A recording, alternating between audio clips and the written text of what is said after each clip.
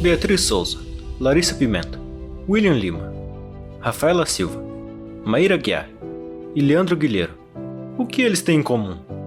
Bom, uma coisa a gente já sabe. Eles sabem jogar alguém no chão.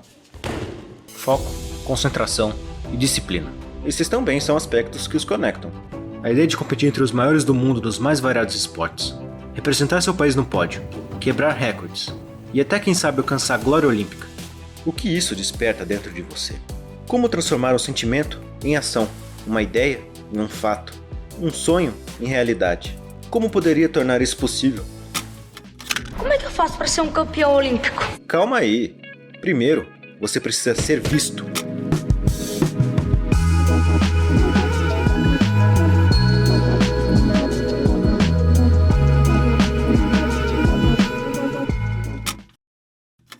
Eu sou Stanley Sugarman, olheiro do Sixers. Não, essa não é uma produção de Adam Sandler. E ele não é um dos nossos personagens. Mas agora que conquistei sua atenção, eu quero falar de pessoas reais. Tá vendo esse cara aí? Ele é olheiro do Corinthians. Esse cara aqui. Ele treina e seleciona seus atletas. E esse então? Ele é um scout de basquete. Leva talentos para jogar em ligas de base do exterior. Vida glamourosa e cheia de viagens. Muitas pessoas acreditam que os olheiros têm uma vida emocionante, viajando pelo mundo e assistindo jogos em grandes estádios, com acesso privilegiado a atletas famosos. Fato? Faz 30 anos que eu tô nessa liga e é como se eu fosse nada. Acho que o Adam Sandler não concorda muito não. A realidade é que a carreira de olheiro exige várias jornadas extensas. Muitos deles precisam observar atletas em jogos menores, que não possuem o glamour das grandes arenas que recebem centenas de milhares de pessoas todos os meses. Olheiros, captadores, scouts, observadores técnicos, chame-os como quiser. Eu prefiro chamá-los de caçadores de talento. Meu nome é Leandro Guilheiro, fui atleta do Pinheiros aqui por um tempo também, conquistei 2 medalhas olímpicas, uma aqui pelo clube. Aposto que você já ouviu falar de um dos grandes medalhistas brasileiros. Um dia, ele também sonhou em ser um campeão olímpico. Ele jamais teria conquistado isso se não tivesse sido visto.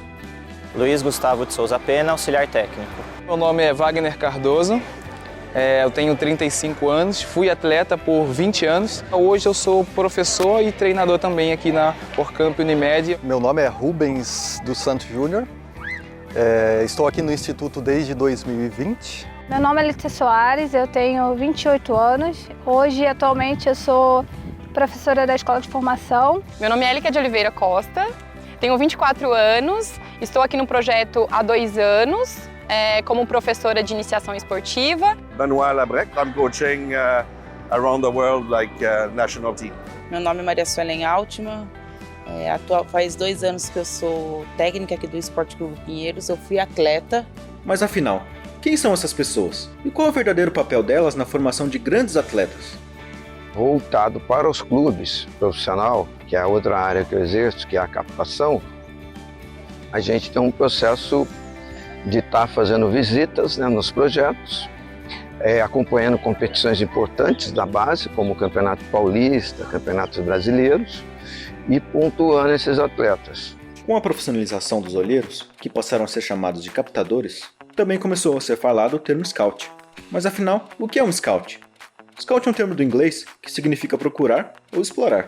E no esporte, o scout faz literalmente isso, buscando talentos individuais. Além disso, muitas vezes os scouts acabam agenciando esses atletas. Hoje me dedico a agenciar, a trabalhar na carreira de atletas profissionais de basquetebol. Quando a gente vai selecionar um atleta de base que ainda não é profissional, a gente trabalha muito com a observação, né, presencial. Então a gente assiste jogos, campeonatos no Brasil todo, para tentar buscar esses prospectos que a gente chama, que a gente acredita que possa chegar a ser um atleta profissional. Nem todos sabem, mas o rugby em cadeira de rodas é uma das modalidades paralímpicas mais fortes do Brasil. E assim como as outras, existem métodos de captação de atletas. A gente está buscando contar com alguns atletas ao longo do ano, que é o que a gente chama de programa nacional. Então, a cada ano a gente tem um número de atletas, atualmente são 24, que podem servir à seleção a qualquer momento dentro do ano, independente das atividades que a gente fizer. para isso, eles participam de um tryout, como se fosse uma peneira na Copa dos Campeões, que é o último torneio oficial do ano, que ele é feito no mês de dezembro. E para os atletas que a gente já conhece, a gente faz a observação deles ao longo da temporada, principalmente nos eventos de clubes, já que a gente não consegue estar o tempo todo com todos eles. No judô, essa seleção de atletas se dá de uma maneira bem parecida. A gente vê muito em competições, então como a gente está em competição da base, né, que é o sub-18, sub-21, vem dos atletas que se destacam bastante na categoria, então acaba que a gente mesmo somos os olheiros, né? Não tem uma pessoa específica que olha e fala, ó, e a gente também, depois dos Jogos Olímpicos, está tendo muita procura. Tudo isso que os caçadores de talento falaram se encaixa no método de captação por observação presencial. Como eles disseram, podem ser feitas tanto em campeonatos, como em clubes ou outras instituições.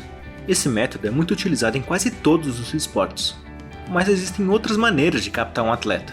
Uma delas é através de seletivas dentro dos próprios clubes, nas quais os treinadores fazem teste com os atletas para escolher quem vai fazer parte da sua equipe, que é o caso do Instituto Vanderlei Cordeiro de Lima, um centro de treinamento de atletismo que recebe dezenas de alunos de toda a cidade de Campinas. As crianças vêm através de várias fontes, né?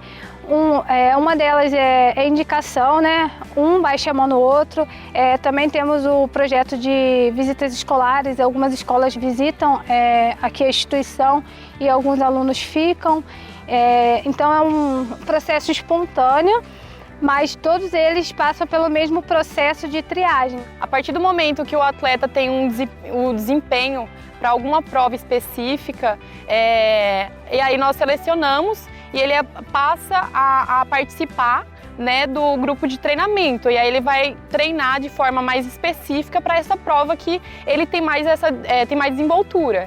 No Clube Hípica de Campinas, o técnico das categorias de base de basquete Rincon também realiza essas seletivas, só que em períodos específicos do ano. Nós temos um planejamento sempre no final do ano. Nessa época a gente começa a programar quais categorias que nós vamos disputar o ano que vem. Por exemplo, a equipe que está treinando no fundo joga o Campeonato Paulista. Aí é um outro cronograma para fazer essa seletiva, pegar esses jogadores com nível para jogar esse tipo de competição. As equipes que não jogam o Paulista, ocorre a seletiva também, mas a preferência é o sócio, principalmente as equipes menores. Dificilmente nas equipes até 14 anos a gente recruta, é só surgir alguém com muito potencial. Nas equipes mais velhas, principalmente que jogam Paulista, boa parte dos atletas são sócios militantes. E aí tem todo esse planejamento, faz uma ficha de inscrição, onde se coloca os dados, da onde da cidade, que clube que jogou, se já foi federado, se não foi federado, vem meninos de outros estados. Os caçadores de talentos também podem ver os atletas através de vídeos que os mesmos mandam. Assim, talentos de diversos lugares podem chegar em clubes distantes de casa. Eles mandam um vídeo no link que a gente faz da seletiva, que serve para a gente avaliar o nível que eles jogam, eles têm os highlights, e a partir daí a gente faz uma linha de corte antes deles chegarem aqui. É que às vezes pelo vídeo a gente já observa que aquela característica não vai enquadrar naquilo que a gente precisa no momento. Mas esses vídeos nem sempre são feitos pelos atletas. The thing that I record here, it's more to see the new player and have a remember of those players. On the other side, I'm analyzing more my player that should become a tryout and everything. For me, it's really important that those small techniques that I gave to them at national program, I see them in those games, and it's why I record the game, because now I'm looking at the game like as a spectator. I'm seeing some of the thing, but to find all the small detail, you need to go a few times backward, forward to see if you really do what it's important. And you got 4 players on the court that I'm not able to analyze all 4 players at the same time. That sometimes I watch a video 4 times just to watch the 4 different players. Como é que eu faço para ser campeão olímpico? Eu acho que ainda não expliquei como ser visto. Existem alguns critérios para ser selecionado em um clube. Os critérios eu uso como 4 valências, né?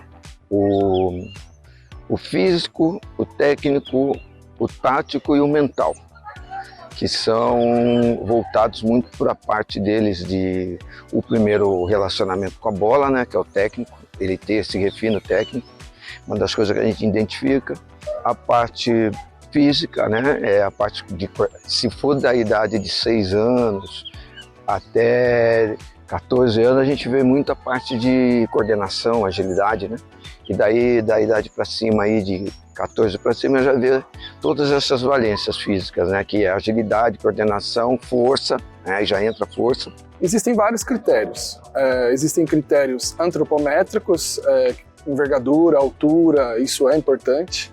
Existe critério técnico, né, tático, como o atleta desempenha na quadra, nos jogos. Às vezes um critério ele está à frente de outro. A gente avalia suas melhores potencialidades, né, baseado no ponto de vista de performance e desenvoltura, né? Só que a gente também respeita o processo do que esse jovem gosta de fazer também. Convivência, tem que conviver bem em grupo, porque embora o judô seja um esporte individual, você depende do outro, né, de um grupo para treinar. Tem um dado perfil também que a gente vê muito a questão histórico-familiar, como é que funciona, como é que eu convivo com a família, como é que eu convivo com os parceiros de treino, os antigos parceiros de treino de clubes, academias antigas, porque o atleta pode ter bons resultados quando jovem, mas ele pode causar muitos problemas no grupo, pode não se encaixar na nossa cultura. Então, essa é a primeira coisa, o perfil do ser humano. Segunda coisa, se encaixa na nossa cultura mesmo, que ele pode ser uma boa pessoa, mas também, de certa forma, não está disposto a pagar o preço, que é bem alto aqui. A exigência é bastante alta em termos de rendimento, de assiduidade, de disciplina, essas coisas, né? Tem o terceiro ponto, que é a questão técnica mesmo, assim, como o atleta desempenha hoje, qual é a perspectiva futura dele, se a gente vê que tem espaço para melhora, quanto é essa melhora. Pois é, como o Guilherme disse, não é só sobre as habilidades físicas e táticas. Você precisa saber viver em grupo e ter uma mente forte. Comprometimento é a disciplina, assim como foi o que me motivou, o que me levou, né, quando eu, no meu tempo de atleta, a chegar um pouco longe, né, chegar a competições internacionais, como o campeonato mundial, e isso é a base de tudo, porque quando nós temos ali uma continuidade no treinamento, o resultado também vai surgindo, porque às vezes tem aqueles atletas que não têm um diferencial, né, não é aquele atleta fora da curva, mas ao longo tempo de treino, pela dedicação, compromisso, a disciplina, ele acaba até superando aquele que pode ser chamado, né, de fora da curva, os atletas talentos, vamos dizer assim. O fator mental, né? Ansiedade. É uma das coisas que, às vezes, ele tem um potencial para desenvolver mais, mostrar mais coisas, e se deixa levar pela ansiedade, né? Um certo nervosismo, que é normal, né? Natural. Quando se trata de uma avaliação de uma grande equipe, né? Já pesa um pouco do que uma equipe menor. Primeira coisa é respeito, né? Principalmente aqueles...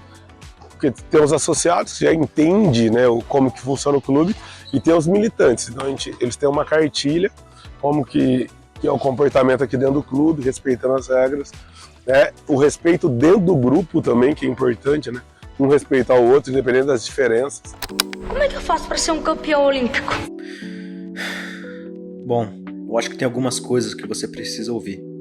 Primeiro você tem que gostar daquilo que você faz, porque você gostando vai ser mais fácil você ter um comprometimento, ter uma disciplina, estar sendo submetido, né, a diversas obrigações, orientações, que às vezes é cansativo, né, para o jovem, para o atleta, mas se ele gostar, se ele tiver vontade para isso, ele acaba sendo mais fácil, né? Trabalhar, treinar, se dedicar, se esforçar, tudo isso é importante, a gente tem que alimentar o sonho. Se a gente vai conquistar, chegar naquele nível, é só o tempo que vai dizer, mas não pode se acomodar. O esforço deles que vai depois refletir lá na frente e as oportunidades. No fim das contas, é o atleta que abre as portas dele. O atleta ele pode ser um profissional, ele pode chegar muito longe, ele pode chegar num alto nível. A questão social é mais um elemento dentro desse processo. Às vezes tem famílias com uma renda familiar menor, mas que dão muito mais suporte para o atleta, e isso facilita o processo de formação dele, do que outras que, apesar de ter uma condição social melhor, não dá esse suporte, até por, às vezes, outros interesses, e isso dificulta também. Tem jogador que faz uma carreira com 12 anos saindo de uma cidade, vai morar 200 quilômetros de distância, longe da família, sem estrutura, e às vezes isso não reflete lá na frente para se tornar profissional.